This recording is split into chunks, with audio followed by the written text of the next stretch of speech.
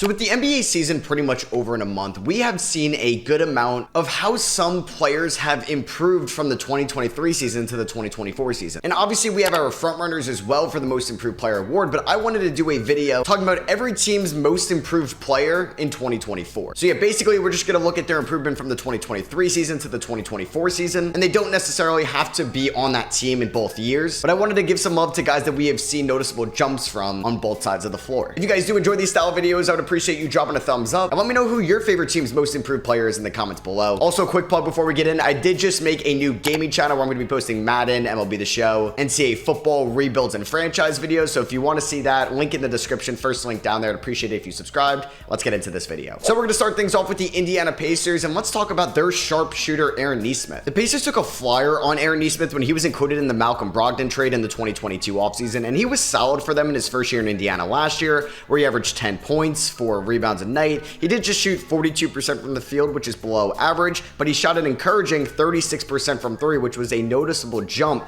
from his sophomore year with the Celtics, in which he shot 27% from 3. And in 2024, Nesmith is on another planet shooting the ball wise. He's one of the best shooters in the NBA in terms of catch and shoot, spot up threes. He's averaging 12 points, over 3 rebounds a night, and assists a night as well, but he's improved his field goal percentage from 42% to 51%, and his 3-point percentage from 36% to 45%, and he's even taking slightly more threes this season. You could also give some love to Jalen Smith and Obi Toppin as well for the Pacers. Let's talk about my overall most improved player this year that I think should win the award for the Chicago Bulls. It's going to be Kobe White. I mean, Kobe White was fine in the 2023 season. He appeared in 74 games. He only started 2 of them, but he averaged 9 points in 23 minutes. I mean, he shot an encouraging 37% from 3 on 4.5 attempts a night, but this year he has skyrocketed to being one of the best, if not the best player on the Chicago Bulls this year. Yes, better than Levine, better than Vucevic, better than DeMar DeRozan. Kobe White has gone from 9.5 points a night to 19.5 points a night,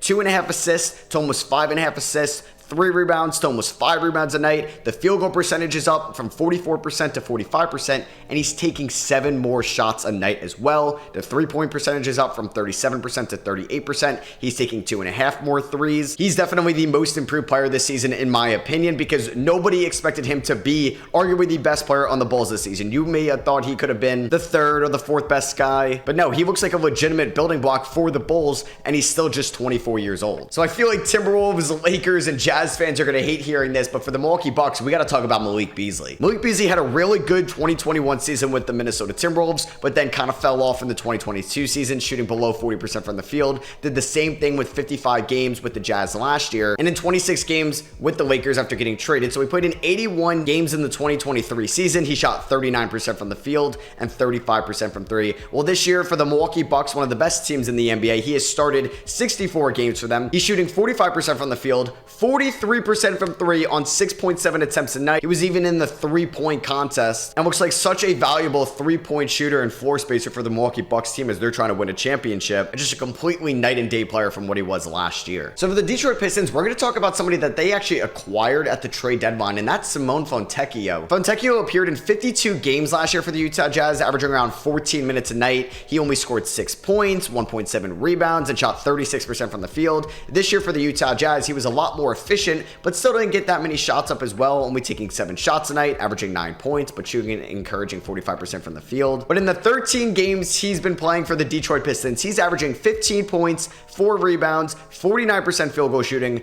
43% 3-point shooting, and is shooting 84% from the line, averaging a steal a night as well, and just looks completely better on both ends of the floor. And for someone that's 28 years old, Detroit didn't give up a lot to get him. He looks like a real future piece for this Pistons squad moving forward. For the Cleveland Cavaliers, you could have went with like Sam Merrill, you could have went with Max Strus, but I'm going to talk about Jarrett Allen. And we all knew that Jarrett Allen was a good player, but I think he's elevated his game in his age 25 season this year. He's gone from 14 points a night to 16 points a night, 9.8 rebounds to 10.8 rebounds. He's averaging over assists a night as well from what he did in the 2023 season. He's fouling guys a lot less as well, and is now one of the best interior defenders in the NBA, in my opinion. And I think we always knew that if it came down to it between Evan Mobley and Jarrett Allen, the Cavs were always going to choose Evan Mobley because of the potential, but I think after the season Jarrett Allen has had this year, it is definitely going to be a tougher question if it ever comes down to that for the Cavs. Man, how about the season for D'Angelo Russell? We all thought he was going to get traded at the trade deadline, but this dude has been such an important part to the Lakers this year. They got D'Lo at the trade deadline last year from the Minnesota Timberwolves. In 2023, D'Lo averaged 17 points. He shot 46% from the field and 39% from three, but he would always be kind of inconsistent, and this year he's been way more consistent and has taken to his game to another level as basically the third best Laker this year, even better than Austin Reeves. D'Lo is averaging 18 points, 6 assists, shooting 47% from the field, 42% from three, and 80% from the line. It looks like he has more confidence out there as well with the Lakers and has hit some really big time shots this year. So shout out to D'Lo for the improvement in the age 28 season. For the Clippers, it was kind of tough. I honestly kind of wanted to say Kawhi Leonard just because he's been healthy, but now unfortunately he did just get injured against the Timberwolves the other night. So I'm going to go with Norman Powell. So Norman Powell is up there in the 6th man of the year conversation. He finished 4th in that voting last year. And yes, his points are down from the 2023 season from 17 to 14. Well, this team did just add James Harden, but his efficiency is off the charts this year. He's shooting 48% from the field, up from 47% last year. He's shooting 44% from three, up from 39% last year. He's shooting 82% from the line, up from 81%. And this dude is just such an efficient bucket for the Clippers off the bench, so I wanted to give him some love. Could also give a shout out to Amir Coffey as well. For the Golden State Warriors, this one was pretty easy. We got to talk about Jonathan Kuminga. I love Jonathan Kuminga coming out of the G League night in the 2021 draft. It did take him a little bit to get comfortable at the NBA level and for Steve Kerr to have the confidence in him to actually start him. And in this year for the Warriors, in 63 games, he started 37 of them. He's playing around 6 more minutes a night. His field goal percentage is up from 52% to 53%, but he's taking 4 more shots a night. He's gone from 10 points a night to 16 points a night, 3.5 rebounds to 5 rebounds, and looks like he's finally breaking out in his 3rd season in the NBA and might get a bag from the Warriors this offseason on that rookie extension. For the Sacramento Kings, it was kind of tough as well. I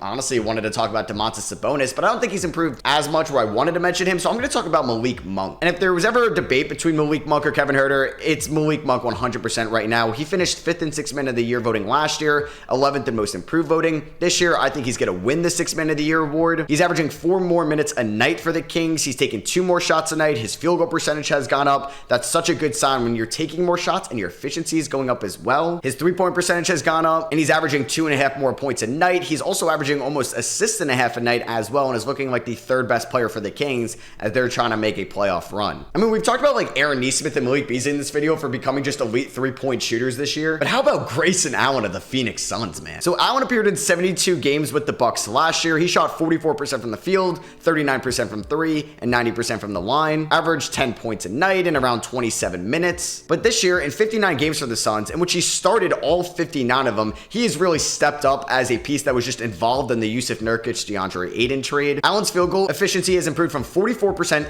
to 50%, taking 1 more shot a night overall. He's gone from 39% from three to 47% from three. Yes, he's leading the NBA in 3-point percentage. Rebounds are up, assists are up, points are up by 3 points a night. And you could make an argument that he's been the 3rd most important Sun this year after KD and Devin Booker. You could also go a couple guys with the New York Knicks. You could talk about Jalen Brunson. You could talk about Dante DiVincenzo, but I'm going to talk about Isaiah Hartenstein. Hartenstein has definitely taken advantage of the opportunity he's had with the Knicks ever since Mitchell Robinson went down with an injury. He only started in 8 games for the Knicks last year, and he started in 33 with the Knicks this year. And ever since Mitchell Robinson went down with an injury back in December, Hartenstein is basically averaging 8 points, 11 rebounds, 2.5 assists a night, a steal and a half, and a block and a half. All numbers are up from last year, and he's going to be a free agent this summer as well. And I'm really curious to see if the Knicks are going to go out and shed money to bring back Isaiah Hartenstein, or is he going to get a major deal on the open market to go be a team's full-time starting center in 2025? Man, we really could have talked about Mikal Bridges for the Nets here, but no, I don't really think he's improved that much. So we got to talk about Cam Thomas, of course. So Cam Thomas had like a 4-game spurt last year where he dropped 40 points a couple times, but I feel like Jacque Vaughn never really wanted to play him. But this year, Cam Thomas has officially broken out. He started 35 games out of his 50 total played with the Nets, where he's gone from 10.5 points a night to 21.5 points a night. And the efficiency really hasn't changed either. 44% from the field last year, same thing this year. 38% from three last year, 37% from three this year, but he's taking almost 3.5 more threes a night as well. He's getting to the line a time and a half more a night. He's averaging more rebounds, more assists, more steals, more blocks. And Cam Thomas is still just 22 years old. He was literally in the 2021 draft. For the Boston Celtics, we're going to talk about Derek White. Derek White basically went from everybody's favorite role player and one of the best in the league to a borderline all-star player this season. I don't think Derek White's White's defense has improved too much. He was on all defensive second team last year, and he's going to make an all defensive team this year. But I think just the offensive part of this game has improved most notably. He's up in field goal percentage. He's up in 3-point percentage. He's taking more shots a night. He's shooting better from the free throw line. He's averaging more rebounds, more assists, 5 a night this year, which is very valuable to Boston. And he's just kind of a complete player for them as a complementary piece to Jaylen Brown and Jason Tatum. Next up, we're going to talk about the Philadelphia 76ers, and he may be your most improved player this year. We're going to talk about Tyrese Maxey. Now, objectively, Maxey has improved this year, but the reason why I think Kobe White should get the award is because we didn't really predict this from Kobe White at all. We all kind of knew that this could happen with Tyrese Maxey, especially after they traded away James Harden, and he was going to have a much larger role. But you can't deny that Maxey has improved this season. He's gone from 20 points a night to 26 points a night, 3.5 assists to 6.2 assists. He's averaging more rebounds, more steals, and more blocks. He still doesn't turn the ball over at all. Now, he's taking 5 more shots a night, and his field goal percentage has dropped by 4%. He's taking 2 more threes a night, and that 3-point percentage has dropped 6%. But he's getting to the line 2 more times a night, and his free throw percentage has actually gotten up. And he was even thought about to make the All-Star team last year, and he was a convincing All-Star this year. That's an improving season if I've ever seen one. For the Toronto Raptors, we're going to talk about the 2022 Rookie of the Year winner, Scottie Barnes. Barnes kind of shocked everybody when he won Rookie of the Year in the 2022 season because people thought maybe preseason it was going to go to Jalen Green, Cade Cunningham, or Evan Mobley. In year 2, Barnes was definitely kind of stagnant from his rookie season. He averaged the same amount of points, the assists did go up, but the rebounds went down, and the efficiency also went down, from field goal percentage going down 4 percentage points and the 3-point percentage dropping below 30%. But Barnes has definitely improved a ton this year in year number 3. He's taking 2 more shots a night from last year, and the field goal percentage is up. He's taking 2 more threes a night, and the 3-point percentage is up. He's also improved from the line. He's averaging more rebounds, assists, and points. He also made his first All-Star appearance this year, averaging 20 points, 8 rebounds, and 6 assists, and also a steal and a half and block and a half a night as well. Before we get back into the video, I want to give a word from today's sponsor, Underdog Fantasy. Underdog Fantasy is by far the easiest way to play fantasy sports. If I'm either going to a game, watching a game with friends, or maybe it's just a random night that I want to make the game that I'm watching a little bit more interesting, I will use Underdog Fantasy. And my favorite part about Underdog Fantasy is their pick'em game. So you go to the pick'em tab basically on the Underdog website or app, and you pick whether players will have a higher or lower stat total in that game for a chance to win big. You can pick between 2 to 5 players in your pick'em entry, and you can win up to 20 times your money on a single game if you get all your picks right. Also, another amazing thing that Underdog Fantasy does for you new customers that use my link in the description is you can get the new customer special. So basically it could be somebody like Steph Curry, Luka Doncic, or Nikola Jokic, and you just have to say that they're going to get higher than 0.5 points on the night that they're playing. New customers also get a 100% deposit match up to $100 with my link in the description and use code SROS. That's SROS. That's a 100% deposit match up to $100. That's a no-brainer. Use my code SROS, and please, like always, remember to play responsibly. And thank you to Underdog Fantasy for sponsoring today's video. For the Dallas Mavericks, we're actually going to talk about somebody that was just not in the NBA last year, Dante Exum. So we're going to look at his improvement from the 2021 season because he did spend the last 2 years in Spain and Serbia. So Exum was last seen with the Cavs in the 2021 season, coming off injuries and rarely playing for them, 3.5 points a night, shot 38% from the field and 18% from 3. And who would have thought this year how important he was going to be to the Mavs as a spot-up shooter? He's played in 39 games, averaging 8 points a night, shooting 55% from the field and 47% from 3. And his role has diminished after the trade deadline a little bit, but he's still playing a decent amount of minutes, and he could still hit some threes when he's called upon. It sucks he just got hurt recently and he's going to be out for the year, but we have to talk about the season Alperen Şengün is having. He's also up there in the most improved conversation as well, and he's entering year 3 like Scottie Barnes. And Şengün has improved each season. 9.5 points as a rookie, 14.5 points as a sophomore last year, and this year fully breaking out as a Houston Rocket, 21 points, up from that 14.5 last year. He's averaging 5 assists a night, up from 4 last year. He's averaging more steals as well. The rebounds are up from 9 to 9.3, and the field goal percentage really hasn't changed, 55% to 53%, even though he's taking 5 more shots a night, and he really does look like baby Jokic out there. Can I just talk about Victor Wembanyama for the San Antonio Spurs? But no, I'm not going to do that. We're going to talk about Devin Vassell. I don't think too many Spurs have improved this year, but I think Vassell has definitely separated himself from the Keldon Johnson debate on who could be this team's future number 2 alongside Wemby, if it is one of the two. Vassell has improved from 18 points to 19 points a night, 3.5 assists to 4 assists, 43% from the field to 47% from the field, and his 3-point percentage has stayed the same at 38%. There's still some lapses on the defensive side of the floor, but I think overall he has improved from year 3 to year 4. I feel like we got to talk about Vince Williams with the Memphis Grizzlies. Williams has definitely taken advantage of the opportunity he's had this year with all the injuries injuries that the Memphis Grizzlies have had. I mean, Ja's been hurt. Steven Adams was out before the season even started. Desmond Bane's been hurt. Marcus Smart's been hurt. Jaren Jackson's even been hurt in some games. And Vince Williams last year, as a second-round pick, just appeared in 15 games on an average of 7 minutes a night. And this year, he's played 52 games for the Grizzlies and has started 33 of them. He even earned a contract extension from Memphis. He's now averaging 20 more minutes a night. His field goal percentage has gone from 30% to 45%,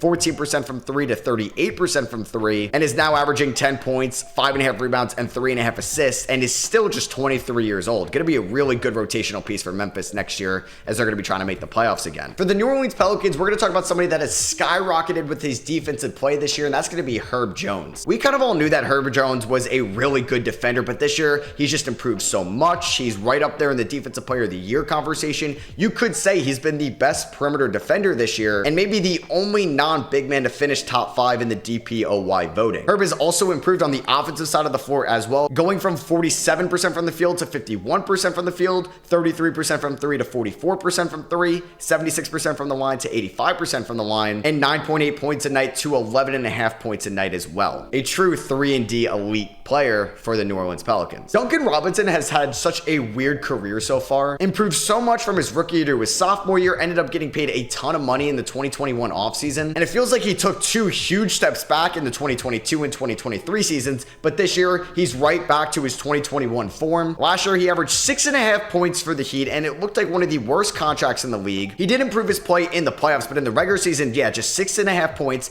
to this year, 13.5 points a night. He's averaging more rebounds, more assists, more steals, and more blocks. He's gone from 37% field goal shooting to 45% field goal shooting, 32% from 3 last year to 41% from 3 this year, and is taking 2.5 more threes a night, and it's going to be so valuable for the Heat come playoff time. I didn't really know who to put for the Charlotte Hornets since they kind of traded everybody away at the deadline. I didn't really want to talk about Miles Bridges, so I'm going to talk about Trey Mann. So they picked up Trey Mann at the deadline in the Gordon Hayward trade from the OKC Thunder, and now with a more expanded role, Mann has definitely taken advantage of that so far. Last year, he appeared in 67 games for the Thunder, averaging 17 minutes a night, and this year in 11 games for Charlotte, he's appeared in 30 minutes a night. His field goal percentage has gone from 39% to 44%, three-point percentage has gone from 31% to 41%. He's shooting better from the free throw line. He's averaging 3 more rebounds, 3 more assists, and a whole steal a night, and he looks like a really good rotational piece for Charlotte going forward after they traded away Terry Rozier at the deadline as well, and could be a nice guard piece for them in 2025 and onwards. I feel like that's been a common theme here, taking advantage of your much larger opportunity this season, and that's the same with Tyus Jones. So Jones was traded in the offseason, ended up as a Washington Wizard, and is only averaging 5 more minutes a night, but has gone from the backup point guard in Memphis behind Ja to the starting point guard in Washington, has started all 65 games this season. He's gone up from 10 points a night to 12 points a night, 5 assists a night to 7 assists a night, and with an increase in usage as well, the turnovers really haven't gone up either by 0.1 a night. Field goal percentage is up from 43% to 49%, three-point percentage is up from 37% to 41%, still a very solid free throw shooter as well, and at 27 years old, could make a lot of money on the open market as a starting point guard next year. We got a couple guys here from the 2021 draft class. We've already talked about Jonathan Kuminga, Scotty Barnes, and Alperen Şengün. I guess you also could have talked about Cade Cunningham for the Pistons as well. Let's talk about Jalen Suggs. People thought that Jalen Suggs could have been a bust going into this season if he had a down year, but he's improved so much on both ends of the floor for the Orlando Magic, has only played 3 more minutes a night,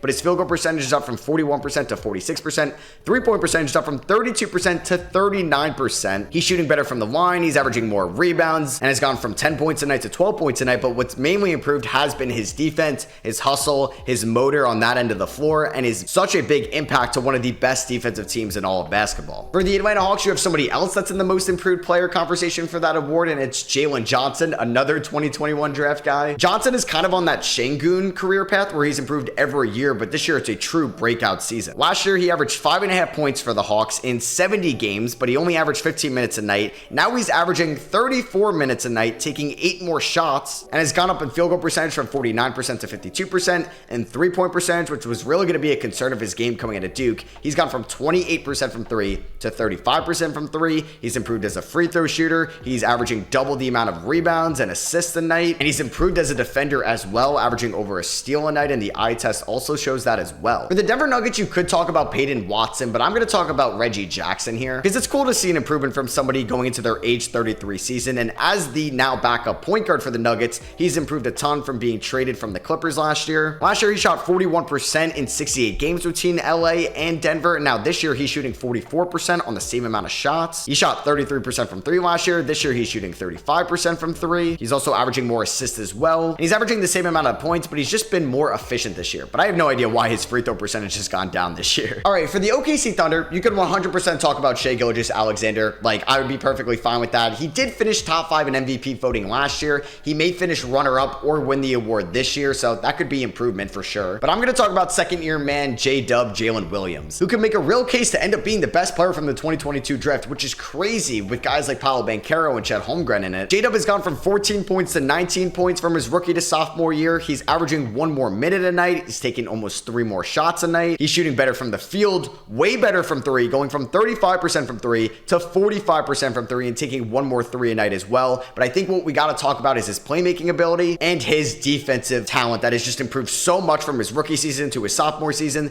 The dude is just 22 years old and is one of the better young forwards in the league for somebody that didn't really have too much hype coming out of Santa Clara in the 2022 draft. I remember saying that it may take a year for Rudy Gobert and Karl-Anthony Towns to gel together in Minnesota, and that's pretty much been the case. So we're going to talk about Gobert for the Minnesota Timberwolves. You could also give a shout out to Naz Reid as well, but for Gobert, I just want to talk about how much more of a defensive impact he has made this year for the Minnesota Timberwolves. He's gotten from a block and a half a night to back over 2 a night. The on-off metrics really prove his case that he could be the Defensive Player of the Year winner this year, and that would be his 4th of his career. He's averaging more rebounds, both on the offensive side and defensive side, and he's truly anchoring one of the best defenses in the NBA. So I want to give some love to Rudy Gobert, improving from his first year in Minnesota to his second year. For the Portland Trailblazers, it was kind of tough. I feel like throughout the whole year, you're like, all right, this definitely could be Shaedon Sharpe, but no, he really has improved too much in year number 2. So I'm going to talk about Anthony Simons. You could also give a shout out to Jeremy Grant, but I don't know. I feel like a lot of players in Portland haven't improved too much, but I feel like Anthony Simons has really shown that he could be a top 2 option on a winning team. Maybe not as a number 1,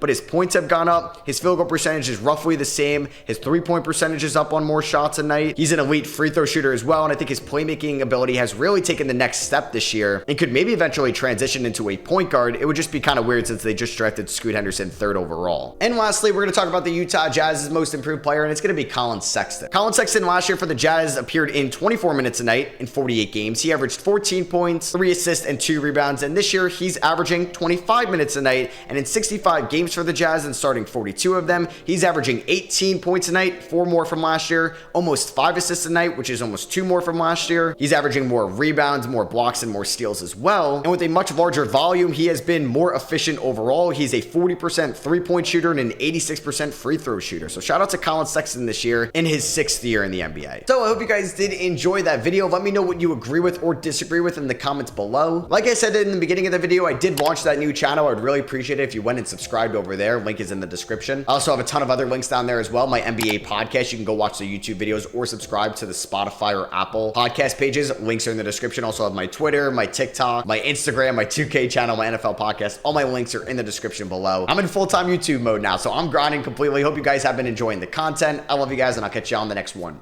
Peace.